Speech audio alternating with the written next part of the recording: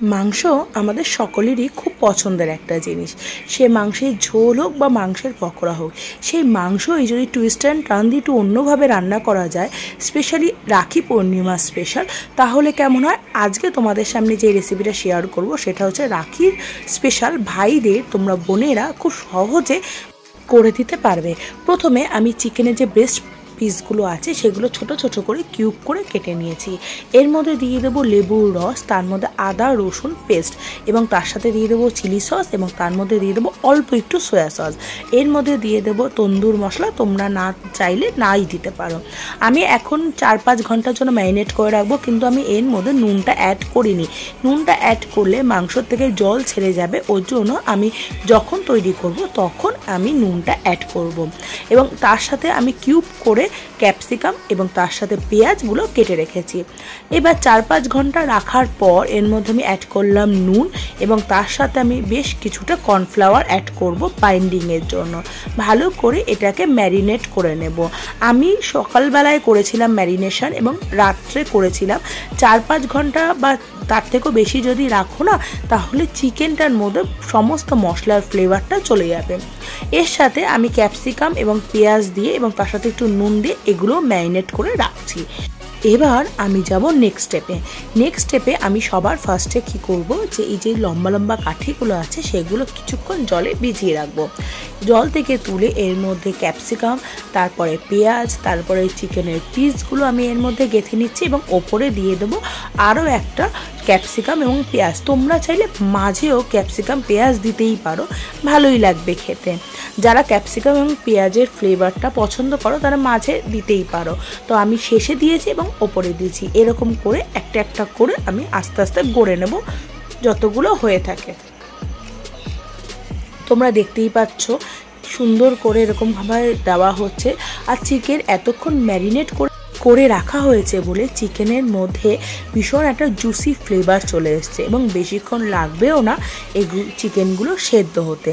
এবার আমি এতগুলো গড়ে নিয়েছি, তোমরা দেখতেই পাচ্ছ। এবার আমাদের আরও নেক্সট স্টেপে যাওয়ার পালা।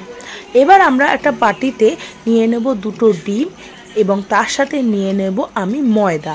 তোমরা ময়দার জায়গায় কর্নফ্লাওয়ারও নিতে পারো। এটা ভালো করে আমি ফেটিয়ে নেব। আমি এখানে চিকেন সাটের 2টো পদ্ধতি তোমাদের দেখিয়ে দেব। তোমরা যেরকম পারো সেরকমভাবে ট্রাই করে নিও। এর মধ্যে আমি অবশ্যই দিয়ে দেবো একটুখানি নুন, দিয়ে ভালো করে আমি ফেটিয়ে নেব। তোমরা দেখতেই পাচ্ছ সুন্দর করে ফেটিয়ে নিচ্ছি। এর ভেতরে লাম্পস যেন কোনোভাবেই না থাকে, সেই দিকে একটু খেয়াল করতে হবে। এবার আমার তৈরি হয়ে গেছে, তোমরা দেখতেই পাচ্ছ। এবার এই যে চিকেন সাটেগুলো আমি রেডি করেছি সেগুলো এই ব্যাটারে চুবিয়ে তেলে ফ্রাই করে নিলেই আমাদের রেডি চিকেন সাটে। আর একটু লো ফ্লেম করে ধীরে ধীরে এগুলোকে ভাজতে হবে, যাতে মাংসগুলো প্রপার সেদ্ধ হয়। তবে যেহেতু মাংসগুলো বেশ অনেক ঘন্টা ম্যারিনেশন করা ছিল, সেহেতু এই মাংসগুলো অলরেডি প্রায় সেদ্ধ হয়েই যাবে। এবার আমি দেখো আবার ভালো করে দেখাচ্ছি তোমাদের। নেক্সট স্টেপটা ভালো করে এর মধ্যে রাউন্ড করে এবার তেলের মধ্যে ছেড়ে দেবো। সেম প্রসেসে আমি সবকটা করে নেব। খুবই সিম্পল এবং খুবই মজাদার একটা খাবার, যারা ভাই বোনের জন্য ভীষণ ভালো। যদি এরকমভাবে কেউ করে দেয় না বোনরা ভাইকে, সেই ভাই না খেয়ে উঠতেই পারবে না। আমি কথা দিলাম, ভীষণ ভালো হয় খেতে। হ্যাঁ, তবে যারা একটু হেলথ কনসাস, একটু তেল মশলা কম খেতে চাও, তাদের জন্য আমি নেক্সট তোমাদের এর একটা ভার্সানও আমি তোমাকে এই রেসিপিতেই বলে দেবো। এটা হচ্ছে তেলের মধ্যে ডিপ ফ্রাই করা হচ্ছে।